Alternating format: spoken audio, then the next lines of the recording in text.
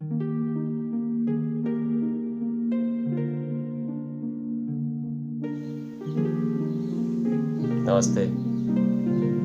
आज हम संत कबीर के बारे में जानेंगे। कबीर का जन्म सिकंदर लोदी के शासनकाल के अंत साक्ष्यों और बाह्य साक्ष्यों के आधार पर काशी में संवत 1455 विक्रमी अर्थात 1398 ईस्वी में माना है। कहा जाता है कि कबीर का जन्म किसी विधवा ब्राह्मणी के गर्भ से हुआ था। अतः लोकलाज के भय से वह बच्चे को लहर तारा तालाब के पास फेंक आई। नीरू नीमा ने उठाकर पाल पोस कर बड़ा किया।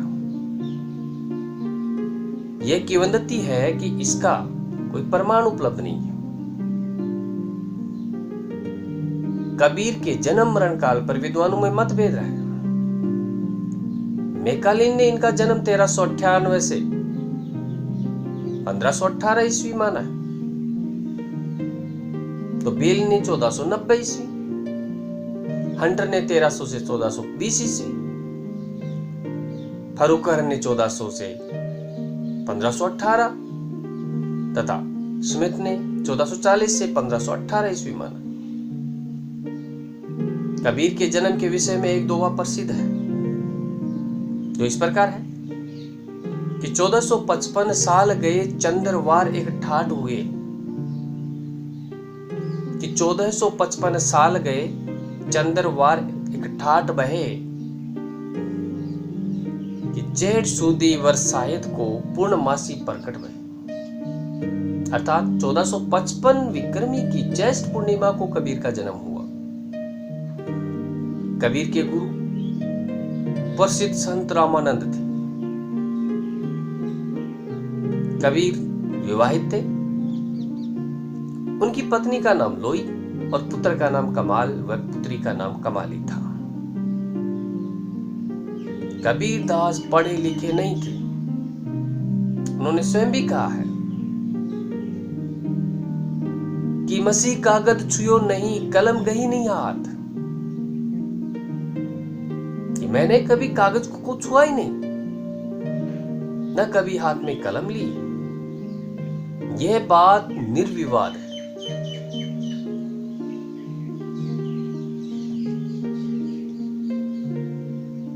कबीरदास ने अनुभव के आधार पर तत्कालीन समाज में विद्यमान सामंती मानसिकता, ब्राह्मणवाद, मुल्लावाद, शास्त्रीय जकड़न, रूढ़िया आडंबर, सांप्रदायिकता को ललकारा और फटकारा।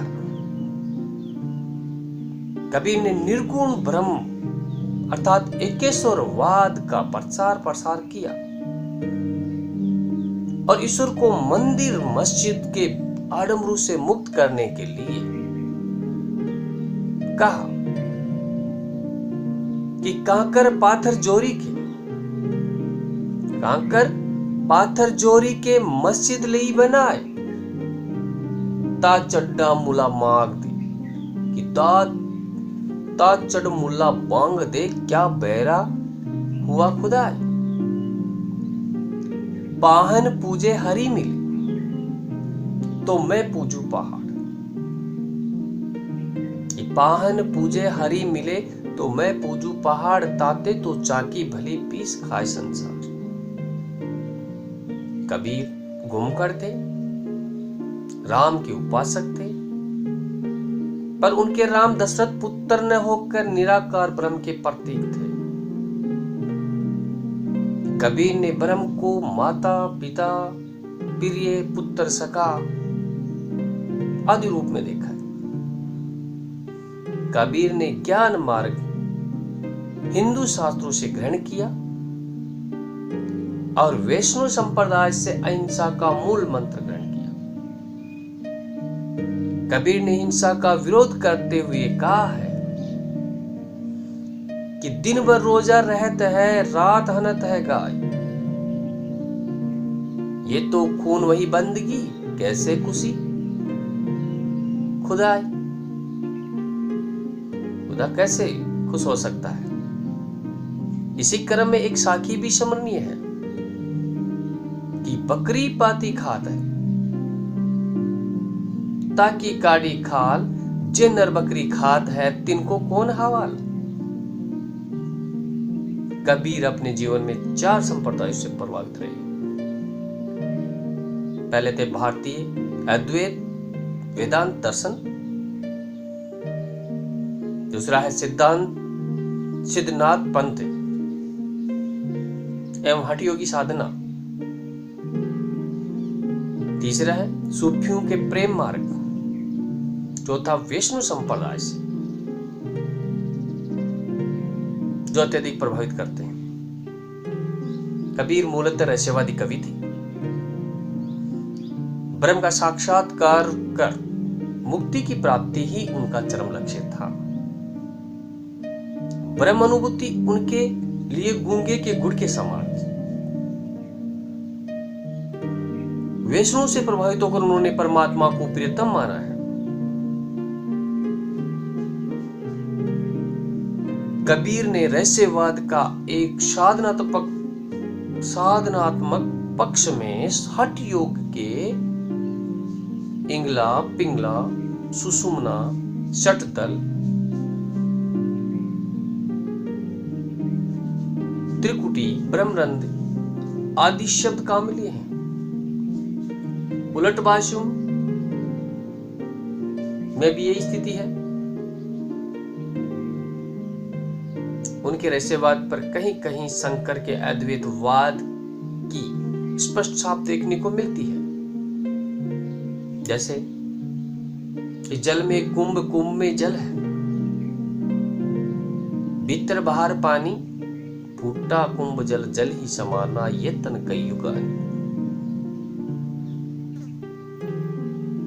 कबीर की रचनाओं का संग्रह रूप बीजक कहा जाता है। कबीर की रचनाओं का संग्रह सर्वप्रथम उनके शिष्य धर्मदास ने किया। संवत 1521 में संग्रहित रचनाओं को बीजक नाम दिया गया। इसके 3 अंग प्रधान थे, शाकी, शब्द और रमे। कबीर की वाणियों के संग्रह के रूप में रचित ग्रंथ उल्लेखनीय हैं। इन ग्रंथों में अगाध मंगल, अमर मूल, अनुराग सागर, अखंड खंड रमेनी, अक्षर भेद की रमेनी, उग्र गीता, कबीर गौरव की गोष्ठी, कबीर की वाणी, कबीर की साखियां, जो कबीर की साखी के नाम, बीजक, ब्राह्मण रूपण, ब्रह्म निरूपण, मोहम्मद बोधा, रेखता विचारमाल, विवेक सागर, शब्दावली, हंस मुक्तावली, ज्ञान सागर आदि। कबीर की भाषा राजस्थानी, पंजाबी, पूर्वी हिंदी एवं ब्रजी आदि भाषाओं से मिश्रित होने से सुदोखड़ी मानी जाती है। साधु संतों की संगत एवं घूमकर प्रवृत्ति के कारण मिली जुली भाषा का प्रयोग उनकी वाणी को सरलता व सहजता प्रदान करता है।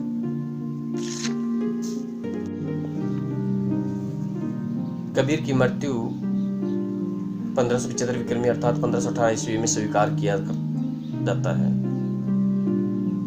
भक्तमाल की टीका में लिखा गया है कि 1549 में मगर की न्यूगोन अगन सुदी एकादशी मिलो पोन को पोन। इसी प्रकार कहा जाता है कि संवत 1575 कियो मगर को गोन माघ सुदी एकादशी रलो पोन में पोन। तो कबीर का अंतिम समय मगर में बीता।